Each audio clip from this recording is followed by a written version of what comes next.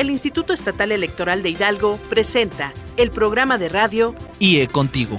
Comenzamos.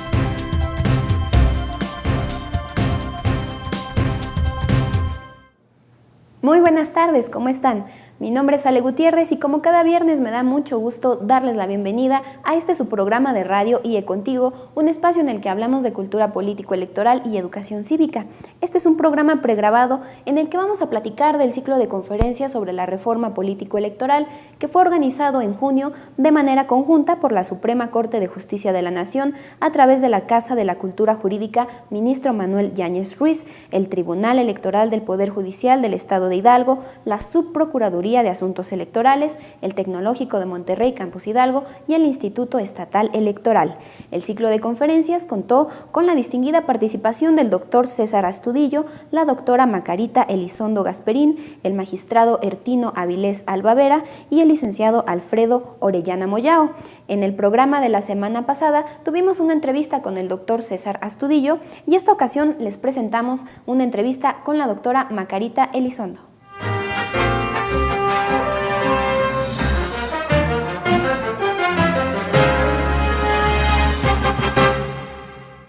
Buenas tardes, estamos en el Tecnológico de Monterrey Campus Hidalgo, donde la doctora Macarita Elizondo acaba de dar una conferencia sobre candidaturas independientes. Doctora, muchas gracias por esta entrevista. Gracias a ustedes, estoy a sus órdenes. Gracias, doctora. Platíquenos, por favor, cuáles son las reglas a las que van a tener que sujetarse los candidatos independientes, tanto en el proceso al momento de solicitar su registro como en precampañas y campañas.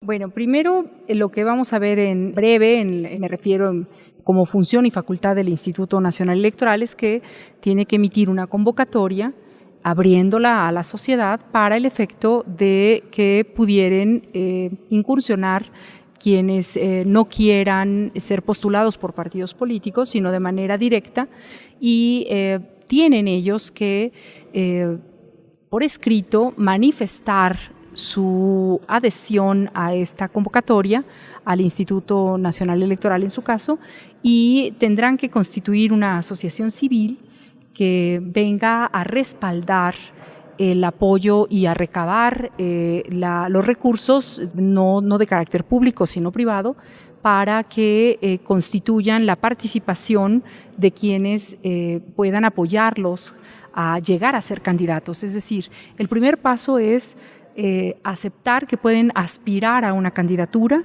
deben constituir una asociación civil, deben de acreditar, si esto es a nivel federal, que se daría en elección federal, se da para diputado y senador el 2% del listado nominal y para presidente de la República, dentro de los años correspondientes, sería el 1% del padrón electoral.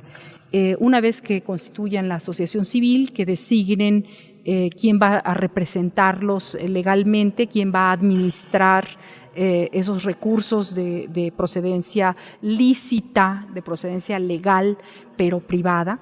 Entonces presentan su listado donde con la copia y el acreditamiento de quienes los respalden. Entonces el Instituto Nacional Electoral hace una revisión de ese listado, palomea que efectivamente se trate no de homonimias ni de ciudadanos que también estén apoyando a otro candidato, sino a ese en lo particular, y entonces les da el registro como candidato independiente. Los aspirantes no tienen derecho a utilizar radio y televisión para posicionar su aspiración.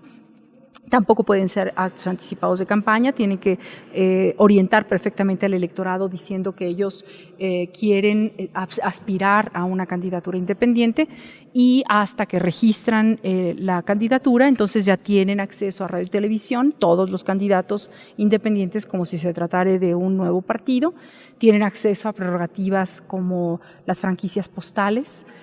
La ley no anude a las telegráficas, pero bueno, es una interpretación interesante que habrá que hacer los criterios judiciales, y ya tendrían financiamiento público, tienen derecho a estar representados ante los consejos distritales locales y ante el Consejo General.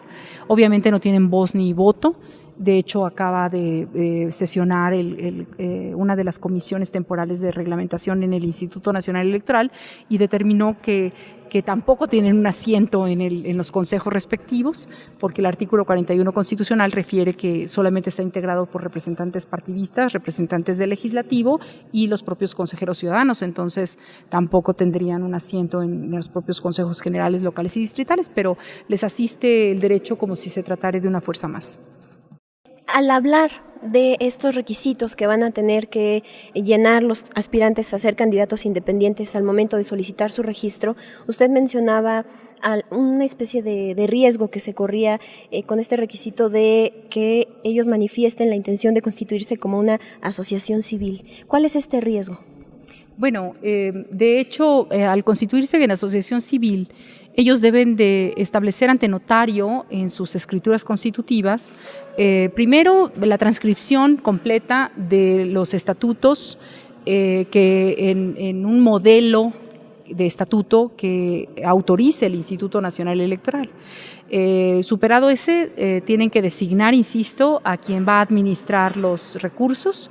Tendrá que abrirse una cuenta bancaria específica con firmas mancomunadas tanto del aspirante como del administrador de esos recursos. Habrá que ver en cierta medida que ciertos factores reales de poder o intereses de grupos con poder económico no busquen esta oportunidad de posicionar ciertas aspiraciones a ser legisladores en cualquiera de los niveles de gobierno para posicionar sus intereses meramente particulares y muy específicos por encima de los intereses de la sociedad. ¿Considera que va a haber equidad entre los candidatos independientes y los que se postulan por un partido político? Bueno, hemos vivido un régimen monopólico de postulación y de registro de los partidos políticos desde 1946 hasta el 2012 en la Constitución, y han sido muchos años de ese ejercicio monopólico de los partidos políticos que va a ser muy difícil en una proximidad o una inmediatez buscar que ya se dé por sí mismo una candidatura independiente con una gran arrojo y afluencia política. Lo vamos a ver en el transcurso del tiempo y espero y aspiro que en alguna ocasión el esquema de las candidaturas independientes logren por sí mismo generar una fuerza importante en su momento, auténtica, de participación ciudadana. Por último, en este desarrollo, en este proceso que falta para fortalecer las candidaturas independientes, ¿qué aspectos todavía falta por destacar, por visualizar por parte de los legisladores y también de los actores políticos y la ciudadanía? En candidaturas independientes, dice usted. Bueno, pues obviamente la puerta está abierta para que las legislaturas locales están en vías en estos momentos, en estos días, de legislar no solo en candidaturas independientes, sino toda la organización de la elección a nivel local. Se vencen los plazos en junio de este año, plazos constitucionales establecidos como obligación para los estados de la República, y pues ya veremos quiénes efectivamente cumplan con ese mandato constitucional. Aquellos que no lo hagan tendrán sus razones específicas de poner en la palestra las negociaciones importantes de todas las fuerzas partidistas y de los grupos parlamentarios locales de cada entidad federativa, pero el mandato constitucional ahí está y difícilmente se puede pasar por alto. Gracias, doctora. ¿Desea agregar algo más? Pues nada, simple y sencillamente que tenemos ahora un nuevo esquema importante que la propia Constitución reconoce el empoderamiento ciudadano en varios puntos importantes. Uno de ellos es candidatura independiente, otro de ellos es iniciativa popular y otro de ellos es consulta popular. Entonces, si se hace un buen ejercicio y un buen uso de este derecho, lograremos tener una sociedad más fuerte y más participativa. Gracias, doctora. Gracias.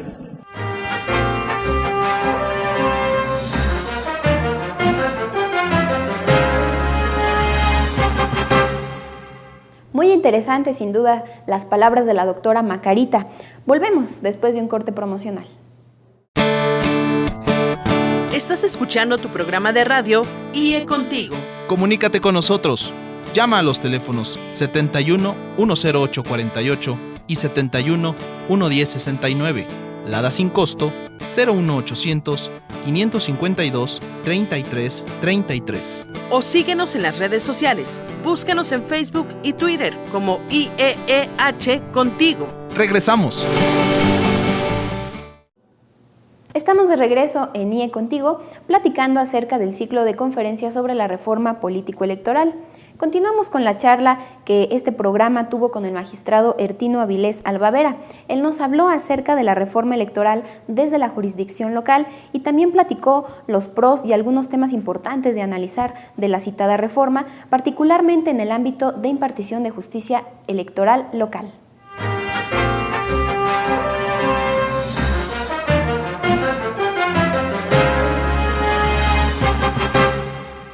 Buenas tardes, estamos de nueva cuenta en el Tecnológico de Monterrey, Campus Hidalgo, ya en la penúltima conferencia del ciclo sobre la reforma político-electoral, y esta ocasión nos encontramos con el magistrado Ertino Avilés Albavera, quien nos ofrecerá una entrevista. Magistrado, muchas gracias por su tiempo. ¿Qué tal? Muy buenas tardes, gracias a usted por la oportunidad. Gracias. Bueno, en su conferencia usted hablaba de los principales aspectos de la reforma político-electoral y también señalaba algunas particularidades, algunos puntos que podríamos decir pasaron por alto, analizar ya tanto en la reforma como en la legislación secundaria que de ella emana. ¿Cuáles son estos aspectos? Se trata de una reforma de gran calado, muy importante para la materia política y para la materia electoral. Es una reforma que incluye la idea de la reelección de los legisladores, que incluye la construcción de un Instituto Nacional Electoral, que incluye además la posibilidad de una fiscalía en lugar de la Procuraduría General de la República, y entre otros temas también se habla de la posibilidad de la constitución de un Consejo Nacional de Evaluación que ya no pertenezca al Poder Ejecutivo a partir del 2018. Pero sin duda alguna en la deliberación de las normas hay algunos temas que merecieran la pena haber sido objeto de reflexiones. Entre ellos me refiero al tema del tope de gastos de campaña, que me parecería que pudo haber sido objeto de deliberación con relación al monto o a la razón la que se requiera este tope de gastos de campaña, o incluso la posibilidad de que se establecieran mecanismos de fiscalización respecto de los recursos tanto privados como públicos para los partidos políticos. En ese orden de ideas, yo considero que a pesar de la envergadura que tiene esta reforma, sin duda alguna hay algunos temas que están pendientes y que pueden ser objeto de deliberación en las siguientes reformas, donde podemos hablar también de la revocación del mandato o incluso de la iniciativa popular. Hay también dos aspectos que usted señalaba en su conferencia, de una sobreregulación y también de la centralización. ¿En qué consiste cada uno? El tema de la sobreregulación tiene que ver con el número de normas que tanto los partidos políticos como ahora los ciudadanos tendrían que conocer para poder estar en condiciones de participar en un proceso electoral. Respecto de los artículos del Código Federal de Instituciones y Procesos Electorales, que ha sido modificado para dar lugar a la Ley General de Instituciones y Procedimientos Electorales, hay de un aumento de casi un 50% en ese número de normas, lo que importa una cantidad trascendente de nueva regulación normativa. A este aspecto tendríamos que sumar los diferentes reglamentos que tengan que dictarse por parte del Instituto Nacional Electoral o incluso por parte de la Cámara de Senadores en los procedimientos que se avecinan. Esta sobreregulación, desde mi punto de vista, no abona a los aspectos de transparencia, de certeza o de seguridad, donde procedimientos más sencillos y flexibles podrían animar aún más la participación ciudadana.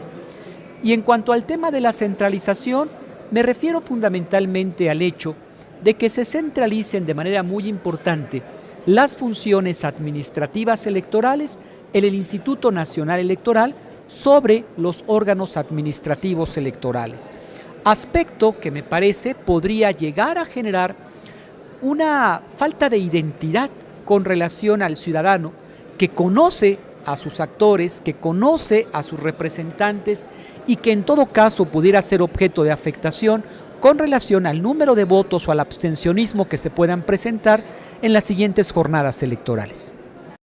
Gracias, magistrado. Usted también señalaba que hay un debate entre unas personas que opinan que con la reforma se llega a una centralización y también otro sector que argumenta que se trata de un federalismo cooperativo. ¿Cuál es su opinión al respecto?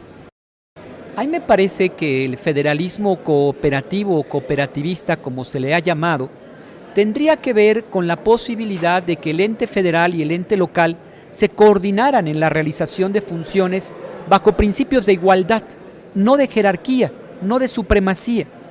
En todo caso, me parece que ese federalismo hablaría de leyes federales, como lo era el Código Federal de Instituciones y Procedimientos Electorales. Ahora, en este nuevo sistema, porque la reforma política electoral cambia esa característica de este sistema, ya no hablaríamos de una ley federal, sino hablaríamos de una ley general. Y esa ley general tendería a centralizar la mayor parte de esos procesos electorales. Me parecería que en todo caso, para el efecto de que tuviéramos una federación y una república fuerte, esta debería descansar en estados y en municipios fuertes. También citaba usted en su conferencia la importancia que se atribuye en la reforma político-electoral a contar con autonomía, principalmente en el caso de los tribunales estatales electorales, pero mencionaba que hacía falta considerar un aspecto muy importante para que esta autonomía se consolide o sea total, que es el aspecto financiero. ¿Por qué?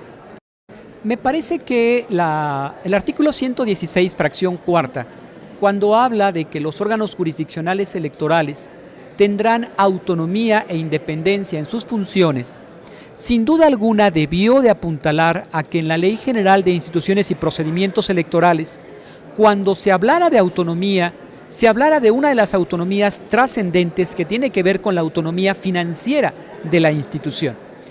Dentro de la reforma no se habla de ella, de un porcentaje básico, de un porcentaje mínimo para los órganos jurisdiccionales electorales. Incluso, a pesar de que el nombramiento de los magistrados electorales provenga del Senado de la República, tampoco se refiere que ese pago será hecho por la Federación, sino también por parte de las legislaturas y los estados. Yo apuntaría que en la dinámica de construir tribunales electorales fuertes, deberá de sopesarse la posibilidad de dotar a esos tribunales de un porcentaje de autonomía financiera y hacendaria básica. Si bien no es todo en el aspecto autonómico, es un aspecto muy importante para lograr efectivamente esa autonomía. ¿Qué va a pasar con los tribunales estatales electorales? ¿Cómo van a quedar conformados y cuál va a ser el procedimiento de selección de los magistrados? Los tribunales electorales van a continuar en las entidades federativas, pero ahora con características diferentes. De acuerdo con la ley general aprobada, ya no formarán parte de los poderes judiciales locales, pero como órganos permanecerán. No obstante ello, concluida la etapa a partir de este próximo 30 de junio de que los estados adecúen las normas locales, el Senado de la República estaría expedito para sacar las normas básicas y reglamentarias, donde se provocaría una convocatoria de entrada para las 17 entidades federativas que tienen proceso electoral el próximo año, para que este Senado elija por las 2/3 partes de sus integrantes a los nuevos magistrados electorales, que podrán ser de un número de 3 a 5 magistrados en cada entidad federativa, y que ello le corresponderá realizarlo y determinarlo a la legislatura local. De igual manera, usted comentaba algunas implicaciones que vendrán con el hecho de que los tribunales estatales electorales ya no pertenezcan al Poder Judicial. ¿Cuáles serían estas implicaciones? A mí me parece que en el fondo plantea una contradicción el hecho de que los tribunales electorales ya no formen parte de los poderes judiciales locales. En principio, porque la lógica federal es que el Tribunal Electoral forme parte del Poder Judicial Federal. La dinámica federal se rompe con relación a la dinámica local. Y segundo, el gozar o formar parte del Poder Judicial otorga las mismas garantías jurisdiccionales a los tribunales electorales. No olvidemos que hay magistrados electorales actualmente que tienen carrera judicial, por ejemplo en Querétaro en materia civil y penal, por ejemplo en Nayarit en materia constitucional, por ejemplo en Aguascalientes en materia administrativa, por ejemplo en Chiapas en materia administrativa, y que en todo caso esta adherencia da sin duda alguna seguridad y certeza jurídica dentro de los procesos electorales.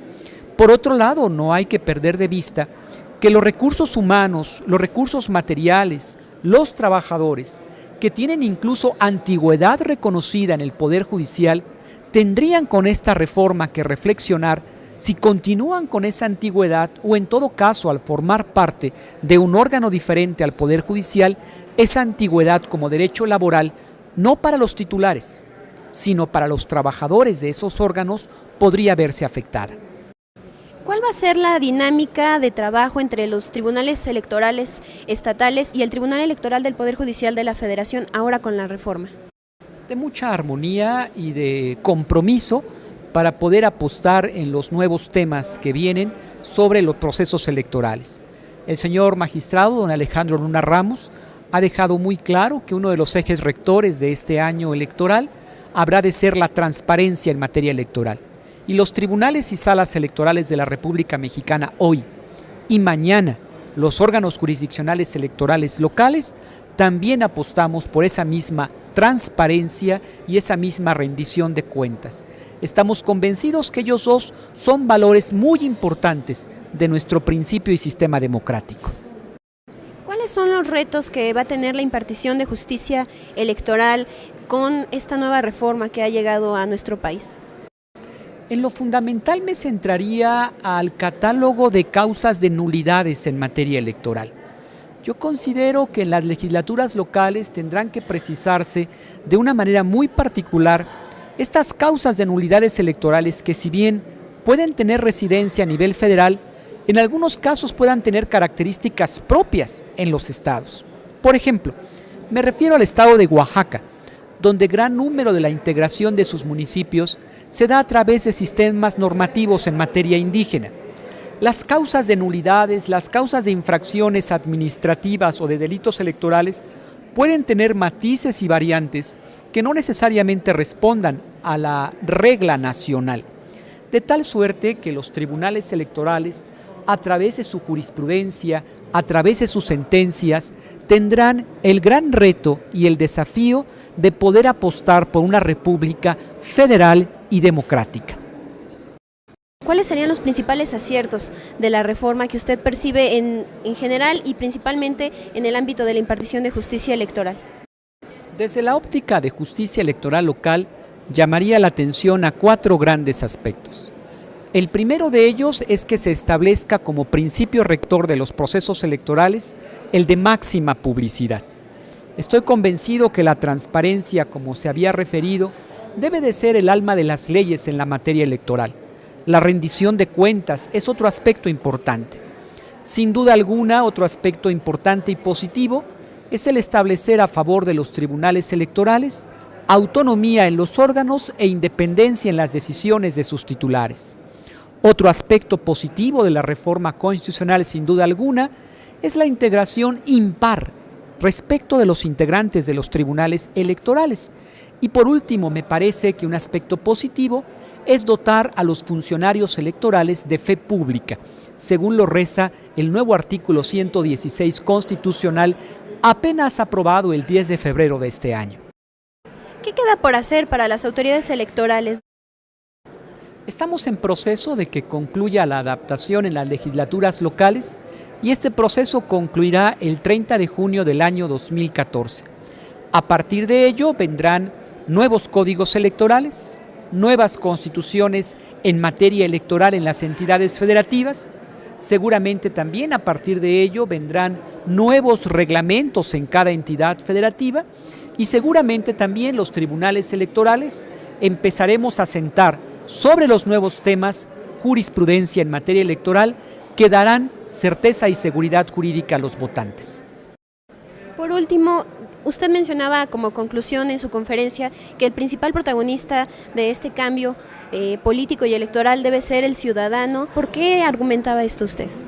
Estoy convencido de ello. Me parece que el ciudadano es el principal motor respecto del tema de la democracia, incluso sobre este tema, sobre los partidos políticos. Los partidos políticos deben de ser el instrumento para que el ciudadano pueda participar en las decisiones públicas, pero no debe ser el ciudadano el instrumento de los partidos políticos para que ellos accedan y se mantengan en el poder público. En todo caso, debemos apostar por construir con capacitación y con valores un ciudadano responsable que pueda estar a la altura en su participación, en su actividad, en su reunión, en su disertación, en su voto, en su elección, de la nueva democracia que hoy nos espera construir a partir de esta reforma constitucional. Magistrado, muchas gracias. ¿Desea agregar algo más? Agradecer al Estado de Hidalgo, al Instituto Estatal Electoral, a su presidente, al Tribunal Estatal Electoral, a los integrantes del Pleno, al magistrado Alejandro Habib como presidente del Tribunal Estatal Electoral, esta increíble oportunidad de venir a esta hermosa tierra de Hidalgo y poder expresar dentro de estos argumentos expresiones que puedan ayudar y fortalecer al Estado democrático que todos esperamos construir. Muchas gracias, muy amable.